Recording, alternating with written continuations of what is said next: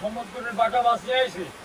এই বাটা মাছ আলু দিয়ে রান্না করবো, সাদা ভাত রান্না করবো। খাচ্ছি সৌপট্টা ছবি। ইলিশ মাছের বাসনা করছে। এই বাসনা করছে কাঁচাই, তাহলে রাঁধলে কেমন হবে? সমুদ্রের মাছ তো বহুত দিন পরে আনিছি, পাওয়া যায় না তো। মাছটা কুচিয়ে কেটে নিই।